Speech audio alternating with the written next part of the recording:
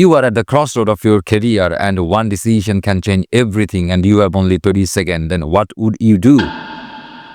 এরকম পরিস্থিতিতে আপনি কিভাবে ডিসিশন মেক করবেন যে আপনার কাছে সময় খুবই সীমিত বাট আপনাকে একটা খুবই ক্রুশিয়াল ডিসিশন নিতে হচ্ছে।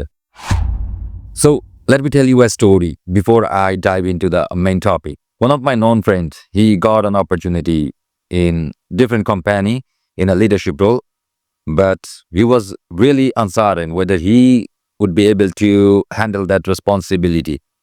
So he was taking time to make the decision and finally the opportunity went to the someone and he missed the opportunity. So এখানে ব্যাপারটা কি, in corporate world we have to make the quick decision, otherwise opportunity will be gone.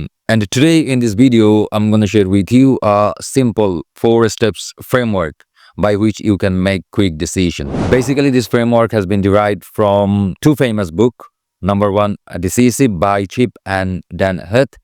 And the second book is the 5-second rules by Mel Robbins. এখানে তারা যে ব্যাপারটা বোঝানোর চেষ্টা করছে যে 4 step simple framework by which we can make quick decision. The first step is clarity or clear career goal. So যখন কারো কাছে clear career goal থাকে না তখন তারা ডিসিশন নিতে পারে না, ইনডিসিশনে ভোগে।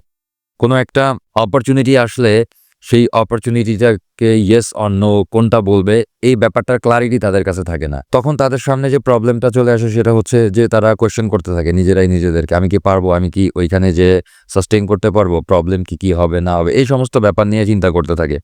বাট তাদের কাছে ক্লিয়ার ক্যারিয়ার গোল না থাকার কারণে তারা সেই অপরচুনিটিটাকে যে রিস্ক হিসেবে কখনোই নিতে পারে না। So when you have the clear career goal or clear objective, then এই ক্লিয়ার ক্যারিয়ার গোল বা অবজেক্টিভটা কিন্তু আপনার ওই স্ট্রাগল যে পয়েন্টগুলো যেগুলো নিয়ে আপনি চিন্তা করতেছেন, আপনার মাথার মধ্যে ঘুরতেছে যে আপনি আসলেই পারবেন কি পারবেন না সেই রেসপন্সিবিলিটি হ্যান্ডেল করতে, ওই ব্যাপারটা থেকে কিন্তু অনেক বড় হয়ে দাঁড়াবে আপনার যদি ক্যারিয়ার গোলটা বা আপনার অবজেক্টিভটা ক্লিয়ার থাকে। সো ক্লিয়ার ক্যারিয়ার গোল বা অবজেক্টিভটা যদি আপনার থাকে তাহলে আপনি এই ধরনের কেসগুলোতে কুইকলি ডিসিশন নিতে পারবেন। So number 1 is clear objective or clear career goal. And second step is narrowing down the options or limiting the options. দেখেন আমাদের ক্ষেত্রে এরকম হয় যে যখন কোনো অপরচুনিটি আসে তখন আমরা বিভিন্ন অ্যাঙ্গেল থেকে মাল্টি অ্যাঙ্গেল থেকে এই ব্যাপারটাকে অ্যানালাইসিস করার চেষ্টা করে থাকি যে ব্যাপারটা আসলে আমার জন্য কতটুকু ঠিক, আমি কি এই ডিসিশনটা ঠিক মতো নিতে পারতেছি কি পারতেছি না।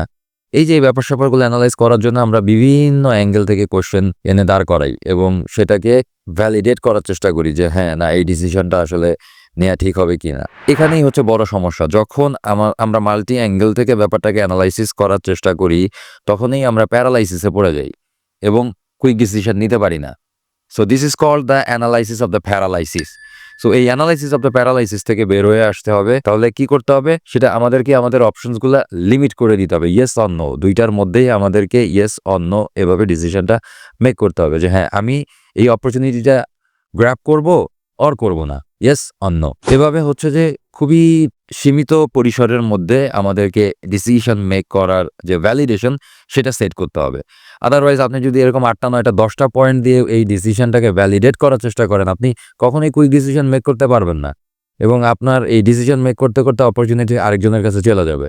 So the second step is limit your options and get rid of the analysis of the paralysis. 3 number step যেটা কুইক ডিসিশন মেক করার জন্য, that is called the 5-second rule by Mel Robbins. Mel Robbins তার এই বইয়ের মধ্যে ব্যাখ্যা করার চেষ্টা করছে এভাবে যে আমাদের যখন কোনো কুইক ডিসিশন নিতে হবে তখন আমরা হচ্ছে ব্যাকওয়ার্ড থেকে 5 4 3 2 1 এভাবে কাউন্ট করব এবং 5 4 3 2 1 এই কাউন্ট করার মধ্যে আমাদেরকে আমরা ডিসিশনগুলো নিয়ে নিতে হবে। যদি এর থেকে বেশি সময় লাগাই তাহলে আমাদের মধ্যে ফিয়ারনেস কাজ করবে, ডাউট কাজ করবে যে আমি আসলে ওই ডিসিশন নিয়ে যেই কাজটা করতে যাচ্ছি সেই কাজটা আসলে আদৌ আমি করতে পারবো কি পারবো না, আমার সেই ক্যাপাবিলিটি আছে কি নাই, এই ব্যাপারগুলো কিন্তু কাজ করা শুরু করবে। সো এই জন্য মেল রবিন্স তার বইয়ের মধ্যে এমফাসাইজ করছে যে কোনো একটা ডিসিশন মেক করার জন্য আমাদেরকে যেটা করতে হবে যে ফার্স্ট অফ অল 5 2 3 2 1 এই ব্যাক কাউন্ট করার মধ্যে আমাদেরকে ডিসিশন মেক করতে হবে। Otherwise we will be trapped into the fear of failure or doubt. And the final step is prepare for the consequences. When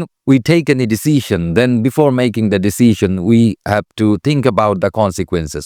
What might gonna be happen? So you have to write down the positive outcomes, also the negative outcomes.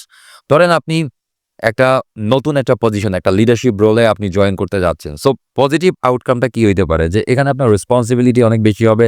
আপনি promoted হবেন, আপনার salary স্ট্রাকচারটা ভালো হবে।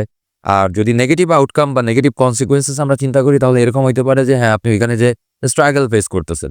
So এই স্ট্রাগলটা face করতেছেন আপনার নতুন, নতুন লার্নিং বা স্কিল সেট হইতে পারে এই স্ট্রাগলের মধ্যে দিয়ে যাওয়ার সময়। So this is the 4 steps simple framework by which you can make the quick decision. Step 1, clarity or clarify your object. Step 2, limit your options. Step 3, use 5-second rules. And finally, prepare for the consequences. So thank you very much. If this video helped you, then I would like to request you to stay connected with me, and I'll be back with some new frameworks that can help you to make your corporate growth faster.